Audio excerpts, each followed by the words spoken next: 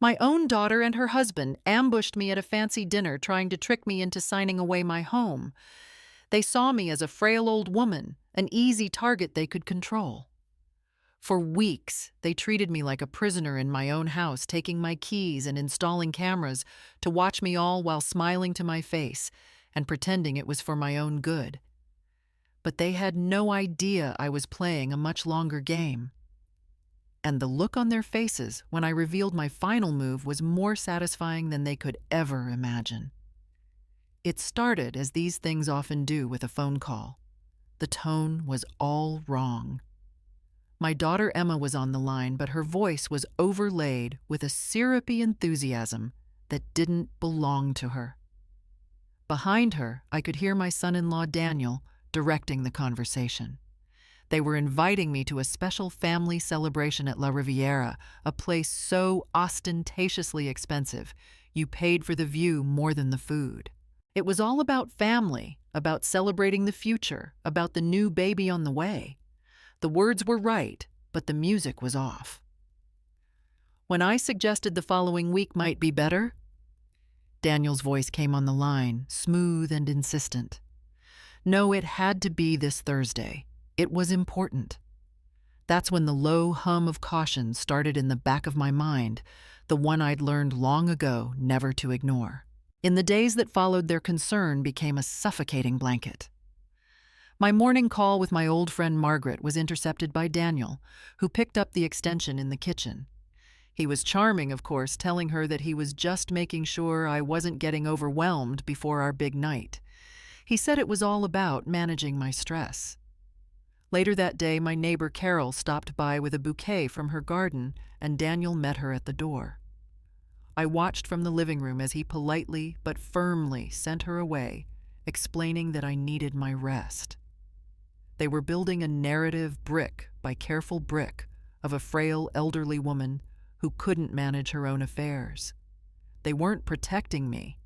They were isolating me, creating a gilded cage of their own design. The evening at La Riviera was a masterclass in performance. The table overlooked the crashing surf, the crystal glasses gleamed, and Daniel was at his most charismatic. He raised his glass in a toast, his voice resonating with false sentiment. He spoke of family legacy, of the foundations we build for our children, all while his eyes held a predatory gleam that didn't match the warmth of his words. Then, after the plates were cleared, he slid a heavy, leather-bound folder across the polished table. It landed in front of me with a soft thud that sounded like a closing door. He called it a simple family trust, a way to manage the house's assets to secure the future for Emma and the baby. His explanation was a smooth, rehearsed monologue designed to sound logical and caring. He pushed it toward me, his pen resting on the signature line, the pressure in the air so thick I could taste it. My eyes flickered past him, and I saw his lawyer sitting alone at a nearby table, nursing a drink, ready to be the convenient witness. The entire scene was a stage, and I was the only one not given a script. My heart wasn't racing. It was cold, steady.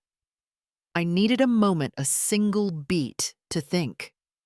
I began patting my purse, feigning a familiar frustration. I told them I couldn't seem to find my reading glasses. It was the oldest trick in the book, but it was all I needed. In that manufactured pause as they waited for me to find the glasses I had no intention of looking for, I watched Daniel. The mask of the charming, dutiful son-in-law slipped. He thought my attention was diverted, and his own focus dropped to the phone in his lap, hidden beneath the tablecloth. His thumb moved frantically across the screen. I leaned forward slightly as if to get a better angle into my purse, and I saw it. Just a glimpse of a text message preview, stark white against the black screen. The words burned into my memory. Lawyers are calling. Need assets declared by Friday or injunction hits. I looked up from my purse and met his eyes. The raw, unfiltered panic I saw there told me everything. This wasn't a proposal. It wasn't a celebration. It was an ambush. By the way, if you're enjoying the story so far, Please consider subscribing so you don't miss what's next. We'd also love to hear your own story if you'd like to share it with our community. Now, let's get back to it. The world came back into focus. I was still at the table, the heavy leather folder sitting between us like a ticking bomb. Daniel's face was a mask of strained patience. I finally looked up from my purse, giving them a weary but warm smile. I told them that, of course, this was a wonderful idea, a testament to Daniel's forward thinking, but that my late husband had always insisted I have our lawyer David Lynn look over any document more complex than a grocery list. It was just a formality, I assured them, a silly habit from an old worrier, but one I felt compelled to honor for my husband's memory. Invoking his name was a masterstroke. They couldn't argue without looking monstrously disrespectful. Daniel's jaw tightened for a fraction of a second, but he agreed. I had bought myself time. The ride home was silent and thick with their frustration. The next morning, I made my first calculated move. I waited until I knew Daniel was in his home office and called Emma's cell phone directly. I filled my voice with a gentle, almost dotty confusion. I told her how lovely the dinner was, but my old brain was just so foggy these days.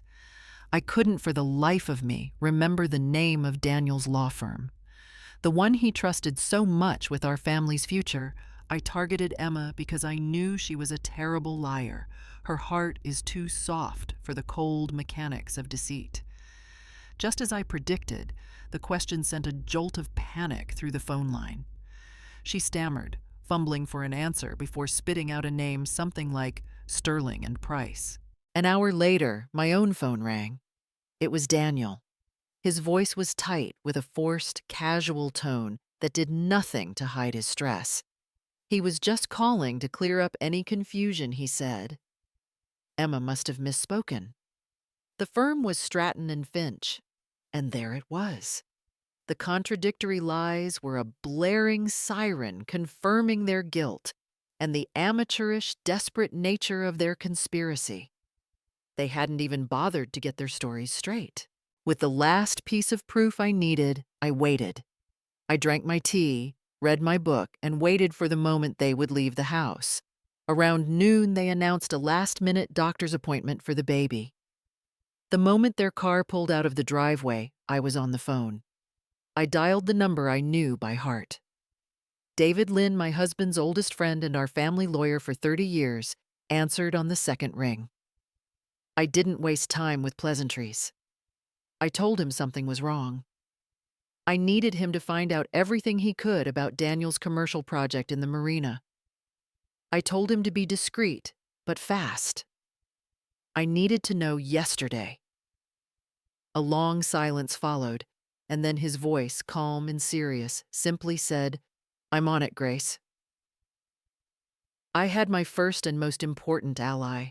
They returned 2 hours later, and I could feel the shift in the atmosphere immediately. They must have talked in the car, realized their mistake with the law firm, felt their control slipping. They were moving from clumsy persuasion to quiet oppression. Daniel met me in the hall, his smile not reaching his eyes. He said he'd noticed I seemed a bit flustered lately, and he thought it best if he handled the driving for a while. He held out his hand, and I had no choice but to give him my car keys. The next morning, a van arrived to install a new security system with cameras in the main living areas. It was a gift, they said, for my safety and their peace of mind. As I watched the technician mount a camera in the corner of my living room, I understood. The gilded cage they had been building with their concern now had visible electronic bars. The situation was far more dangerous than I had imagined. An eye in the corner of the room changes everything. It watches without blinking, a silent, circular judge. To fight an enemy who is watching you must first give them the performance they expect. So I became frail. The morning after the cameras were installed, I didn't come down for breakfast. When Emma came to check on me, I told her the stress of the decision had given me a splitting migraine. I retreated into my role, spending most of my time in my bedroom, a place they hadn't yet violated with a lens. From the corner of my eye, I would catch them exchanging triumphant glances across the kitchen island. They believed their pressure was working, that the cage was doing its job. Their arrogance was becoming my greatest asset. Late one night, long after the house had fallen silent, the real story was unfolding in Daniel's home office. He sat bathed in the cold blue light of his monitor, the mask of the successful developer stripped away, leaving only the raw terror of a cornered man. A string of emails from furious investors filled the screen, each one threatening legal action using words like fraud and misrepresentation. Beside them was a letter from his bank, a final demand for proof of new collateral, a lifeline he didn't have, or they would call in his entire loan. But the document he stared at, the one that made his hand tremble as he reached for his glass, was a foreclosure notice for his primary development project. The project was dead. He was completely and utterly ruined. All he had left was one last desperate gamble. While Daniel was staring into the abyss of his own making, I was methodically preparing my counteroffensive. My bedroom had become my war room. The cameras didn't reach in here. Under the guise of a long nap, I propped my tablet on my lap and made a secure video call to David. The connection was encrypted, a feature he had insisted I learn to use years ago. His face was grim. He confirmed what I already suspected: Daniel's business wasn't just a house of cards. It was a pile of ash waiting for a gust of wind. Following his quiet instructions, I slipped out of bed and went to the large bookshelf that held my husband's old engineering texts. I ran my hand along the spines until I found the right one. Behind it was a hidden panel, and behind that, a small safe. Inside, I found the original deed to the house and my husband's will documents. I had moved there the day after Daniel first started making jokes about the value of my property. I was always one step ahead. A little after lunch the next day, convinced I was asleep in my room, Daniel made his critical mistake. He grew careless. He took a call in the living room, his voice booming with a false, aggressive confidence that echoed up the stairs. I crept to the landing, staying in the shadows of the hallway, and listened. It was one of his partners, clearly nervous, but Daniel just laughed. He told the man not to worry, that his mother-in-law was a done deal. The house he boasted was worth $3.5 million, more than enough to secure the next round of funding. He assured his partner that I would sign by the end of the week. Every word was a nail in his own coffin. He had not only confirmed the depth of his deception, but had also given me his timeline. The end of the week. I now had a deadline of my own. The end of the week arrived with a suffocating stillness. It was Friday, Daniel's deadline. I came downstairs that morning not as the frail migraine sufferer they had grown accustomed to, but as myself. I was calm, composed, and I looked both of them directly in the eye as they sat at the kitchen island. I told them I had made my decision. A flicker of triumph passed between them. I continued explaining that before I signed anything, I had a few final questions for their lawyer. It was only prudent, I said, to ensure every detail was understood. For transparency, I insisted we do it on a video call right there in the living room under the watchful eye of their own security camera. Daniel, puffed up with arrogance, was only too happy to oblige. He saw this as the final formality, the last hurdle before his victory. He set up his laptop, connecting it to the large television screen on the wall, a smug smile playing on his lips. He dialed, and we all watched the screen as it connected. But the face that appeared crisp and severe in high definition was not his lawyer. It was David Lynn. The blood drained from Daniel's face. He went so white I thought he might faint. Emma just looked on her expression, a canvas of pure confusion. David didn't waste time with greetings. His demeanor was professional, unyielding, and utterly devastating.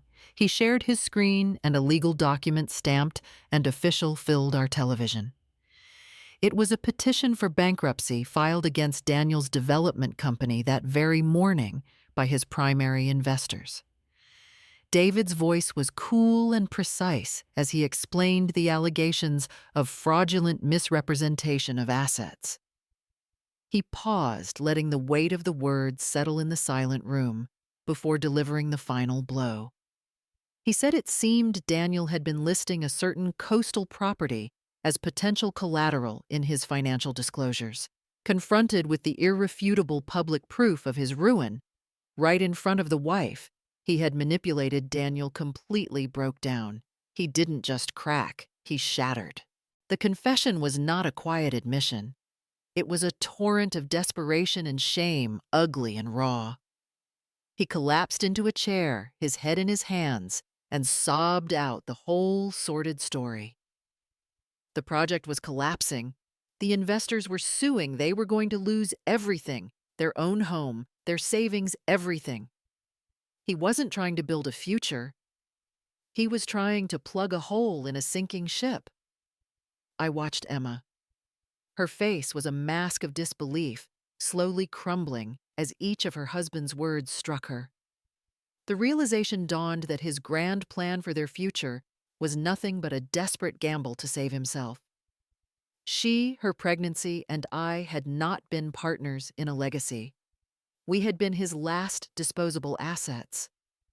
The conspiracy that had bound them together evaporated, leaving behind only the raw, ugly truth of his betrayal and her complicity. In the wreckage of his confession, I stood up. The frail woman was gone. My voice was not loud, but it cut through the silence like steel. I told them the signing was off. Then I looked at Daniel, his body still shaking with sobs, and then at my daughter, who was staring into nothing, lost in her own private hell. I informed them that this conversation, however, was not over. We would finish it tomorrow, at La Riviera, 7 o'clock. I told them they would both be there.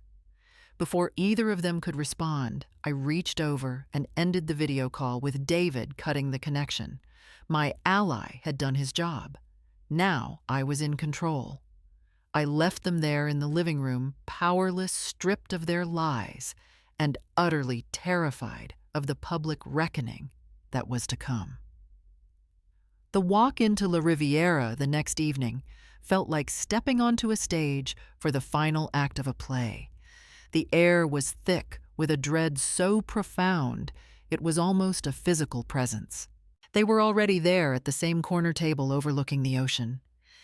Daniel was a ghost of the man who had laid his trap here just a few nights before. His expensive suit hung on him like a costume, his face pale and drawn.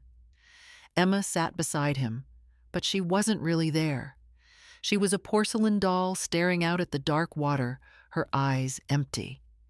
And between them sat two men I didn't know, sharp, severe, and uncomfortable, his lawyers. Daniel clearly assumed he was there to be financially destroyed, to have the carcass of his business picked apart as punishment. He was wrong. I sat down and let the silence stretch, letting them marinate in their own fear.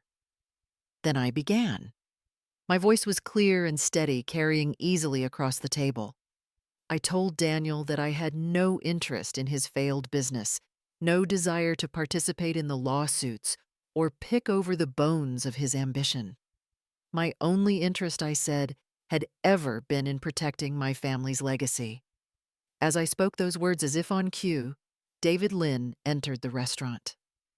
He walked to our table, his expression neutral, and placed a single, elegant folder in front of me. I looked at Daniel, whose eyes were wide with terror, and then at Emma, who finally seemed to register the moment. I told them this wasn't about taking anything from them. It was about showing them what they could never have. I opened the folder and slid a single document across the table. It was a legally executed, irrevocable trust. The paper was crisp, the signatures clear, the notary seal embossed and official. But the most important detail was the date printed neatly in the upper right-hand corner. It was from 2 weeks ago, a full week before their carefully planned dinner ambush. Before they had even set their trap, the prize had already been removed from the board. The house, its assets, its future. Everything had been placed permanently out of my reach and therefore out of theirs. It was to be managed by a neutral third party for the sole benefit of my future grandchildren. The final judgment didn't come from a raised voice or a triumphant speech. It came from the stunned, gaping silence of Daniel's own lawyers.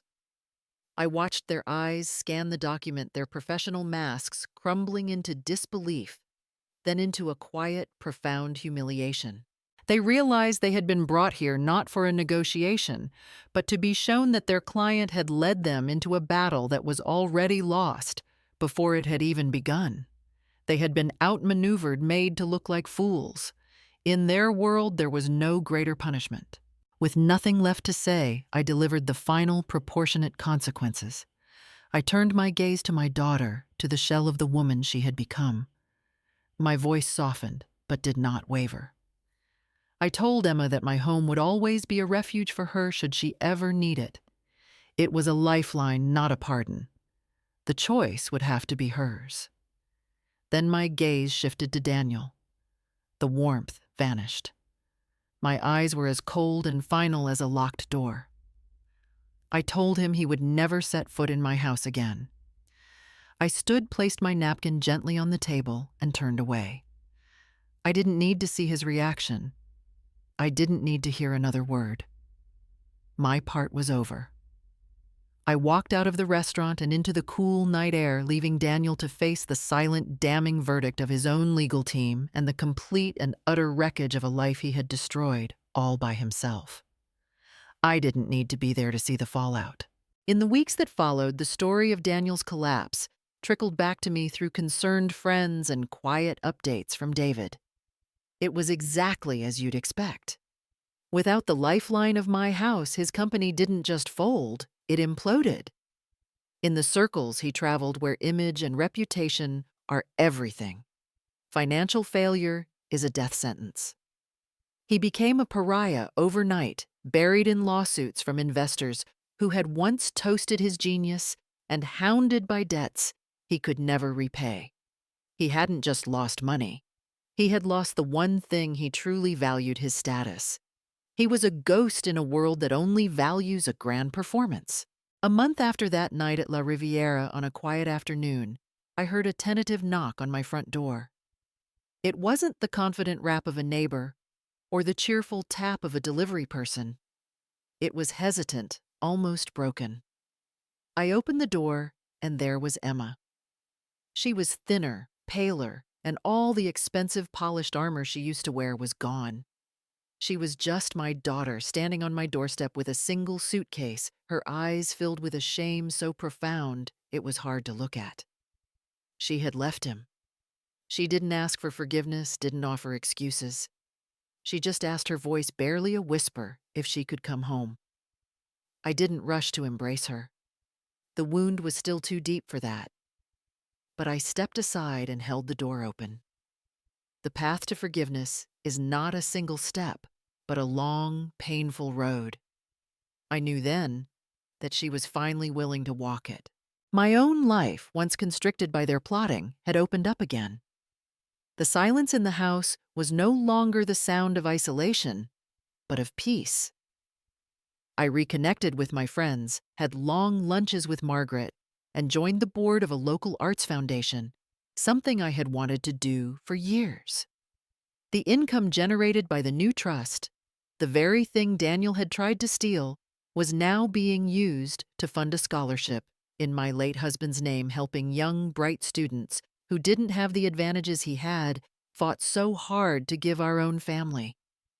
I was living with purpose, breathing freely in a life that was fully my own. My victory wasn't just about reclaiming my house. It was about reclaiming my joy. And now I am sitting here on my veranda overlooking the Pacific Ocean. A warm cup of tea is in my hands, its steam rising into the salty air. A few feet away, Emma sits in a chair quietly reading a book.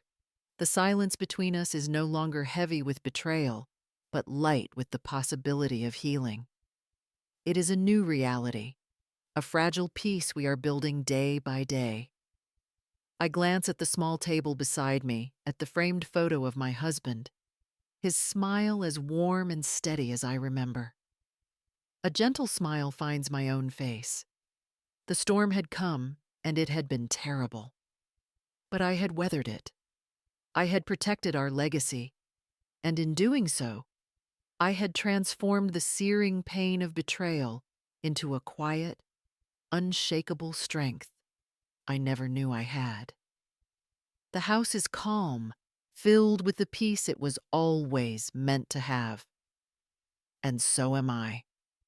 Grace's story teaches a powerful lesson about the nature of strength. Her victory wasn't won in that final tense meeting at the restaurant. It was secured in the quiet moments of preparation that came long before the conflict ever began. By trusting her instincts, valuing foresight over blind faith, and acting decisively to protect her legacy, she had already checkmated her opponents. The final confrontation wasn't a battle. It was simply the calm unveiling of a result that had been decided weeks earlier. It reminds us that the loudest fights are often won in silence with wisdom as the only weapon.